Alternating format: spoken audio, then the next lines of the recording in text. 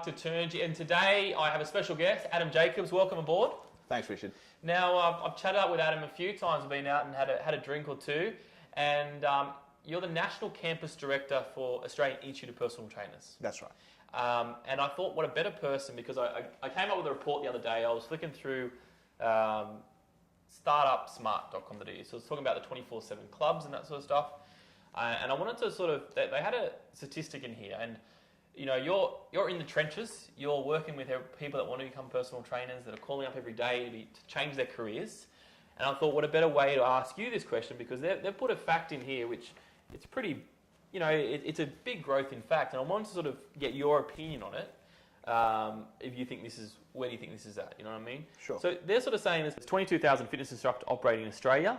It's going to increase to 252%, which will add an additional 57,592 instructors by 2020.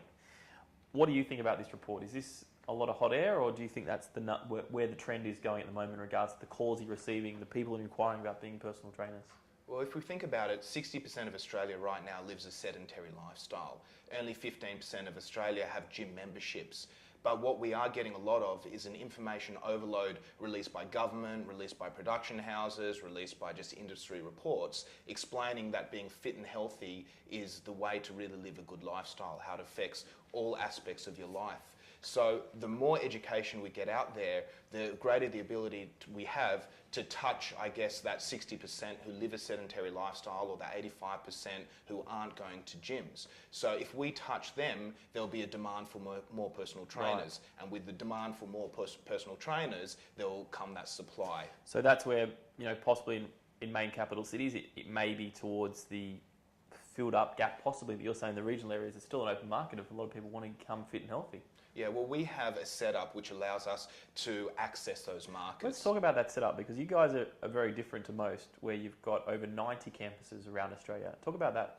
That's right. We offer education in 93 locations around Australia, and we're still growing. What we want to be able to do is provide education to areas like Alice Springs or Dubbo or Albany in Western Australia, not just the major capital cities. And that's the way that we will access the market and satisfy that demand. Well, that makes sense. I mean, you're satisfying demand that doesn't have it at the moment. So you can only imagine how that growth is going to happen in a few years' time, especially with more shows coming in, like The Biggest Loser. They're all popping up.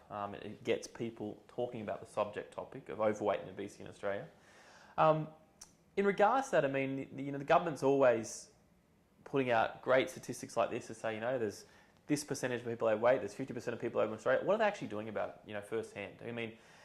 I just switched private health insurers the other day, and I don't think I got any free personal training sessions in my promotion. I mean, are we actually getting to that level now? The government does offer some sort of funding opportunities, but I do have a gripe with the government. I think we need to lobby something, and that is, you can get healthcare rebates for things like going to get a massage, sure, right? But you don't get any healthcare rebates for personal training. But all of a sudden, when you're in the hospital and you're getting stents put in after having a heart attack, your private healthcare fund covers it. So why wouldn't we address the issue before you're lying in a hospital bed? So my big thing is getting the industry to really lobby government to be able to offer private healthcare rebates for personal trainers and personal training sessions. And I think, you know, all that will happen in time, especially as we grow more of an industry body and we get more people involved in the industry. It becomes a bigger concern, and we've got more people to actually lobby that and get the result. Do you think? Yeah, I like to be optimistic. So I always say that we will get there one day, but it takes a lot of people really knocking on doors and really pushing hard. Yeah, to do it, to really get it going. Yeah. So, in regards to what else AIPT does to get it out there, I mean, you mentioned before that you can actually, there's 90 campuses, right? Now I'm assuming that from what I know AIPT of the past few years is that you can actually use individual successful business owners teaching this education. Is that how you do it? That's right.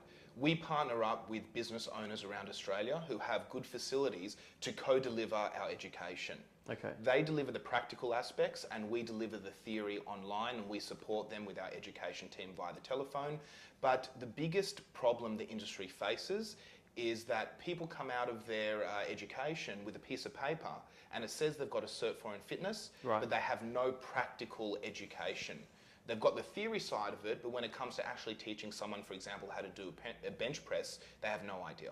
Right. So what do we like to do? We use these business owners to deliver their education in a working gym and not a classroom. And this gives them the highest level of practical education we can possibly afford to provide a student. So the school of hard knocks, actually get out there, get their hands dirty and do some work and just see what it feels like to actually lift that bench press with a client involved. Yeah, that's right. In a real industry environment with the focus of getting them industry ready at graduation. Got you.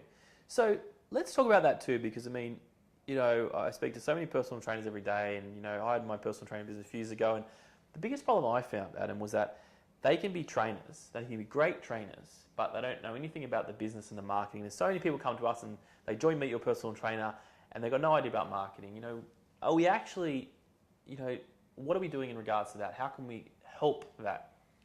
We like to further education. I mean, we're an education business, so the more education we can provide to anyone, the better it is, you know, from our perspective. So what we like to offer is the Diploma of Business for Fitness. So that specifically is about upskilling fitness professionals in the area of business, but relating to what they do. So it touches on things like marketing, and it touches on, you know, basic business principles.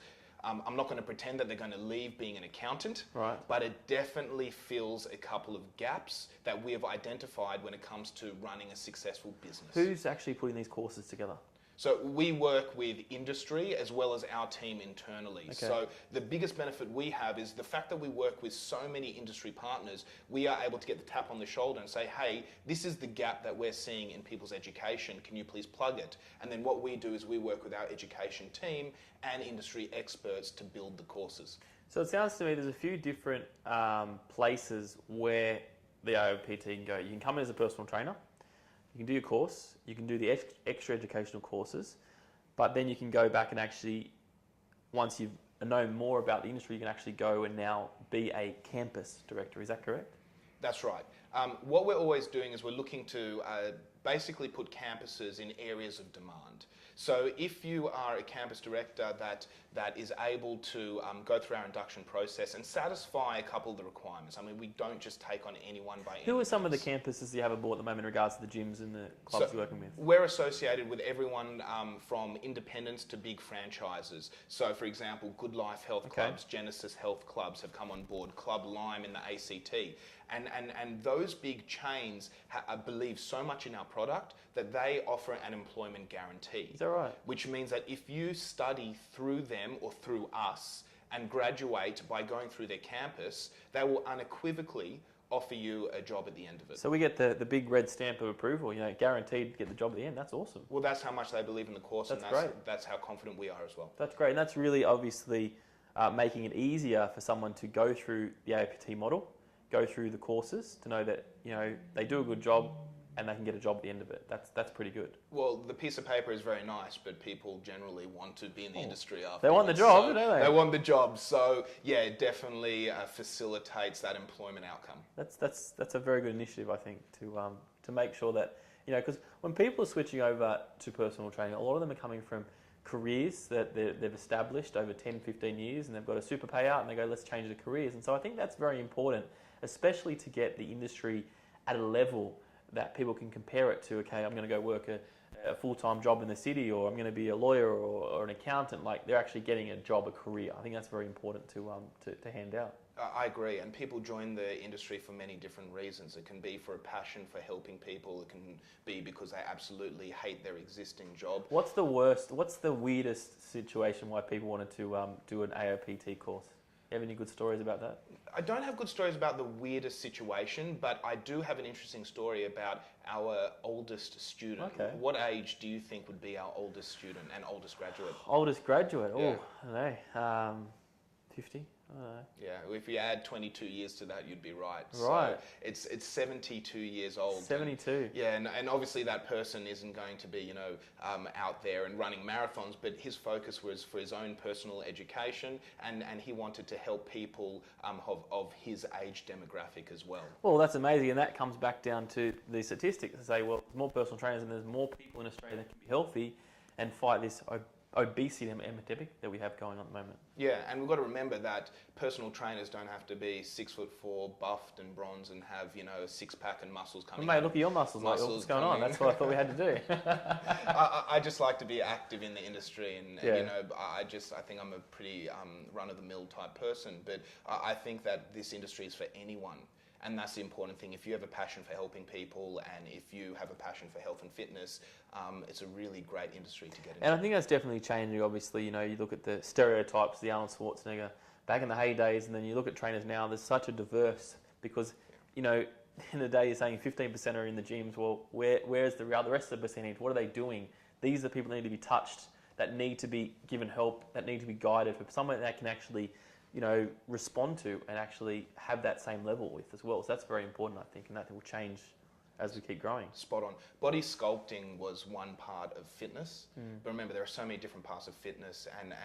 And for me, whenever someone asks me what's a good thing to do, and I ask about their background, I mean, I always say, even if you just go out there and kick a footy with your kids, and you do half an hour of walking a day, that will get certain outcomes, and that reduces the rate of heart attack by about 62%. Right. So the stereotypical thought of you have to have muscles and you have to body sculpt, I mean, that is a focus, but it's not the only part of the fitness industry. No, there's so many different levels. Yeah. Hey, one more question. Talk about AIPT. This is a business show, and I'd love to know what AIPT, the business, is about. I mean, how many staff? You've got 90 campus. How many staff do you actually have in your Brisbane office now? We have approximately 40 full-time staff, and that consists of a full-time education team. The thing that I want to focus on is a lot of registered training organisations, their sales team is their biggest division, where they just want to sell the product. That's not the case with us. Our education team is our biggest team. They constitute the most amount of people, because we believe that students need to be supported throughout their studies. So because we have so many in the education team, it really allows us to give a quality education. The other aspect about it is we have 93 campuses around Australia, and each of them have a couple of personnel who help deliver the education. So it's quite a big organisation now. And last time I saw you guys, I swear, I don't know if I'm going blind, but last time it was in orange, now it's in black. You like a football team, you change colours depending if you're at home a game or away, what are you doing? Well, what we were tired of having is every time we were standing on the side of the road, the traffic would stop, thinking that we were a traffic warden because that bright orange vest. It did stand out, but we thought it would become a bit more humble and go the black route and a bit more formal, so that's where we are now. You still got the orange and the personal trainers, I love it. Orange won't change. We say that we want to paint Australia orange, and that's still the colours, but when we're out to stop people from being blinded by the light, so to speak, we like to dull the colour a bit. Well, thanks for coming in, Adam. Thanks for clearing up, thanks for clearing up some stats that are coming out all the time. I always like to basically getting raw, the right people to answer these questions, the ones that are actually in the trenches doing the work and actually figuring out, is that the case or not? So thanks for clearing that up, and I'll see you around. Thanks for your time. Thanks for you. I'll see you next time on Getting Raw.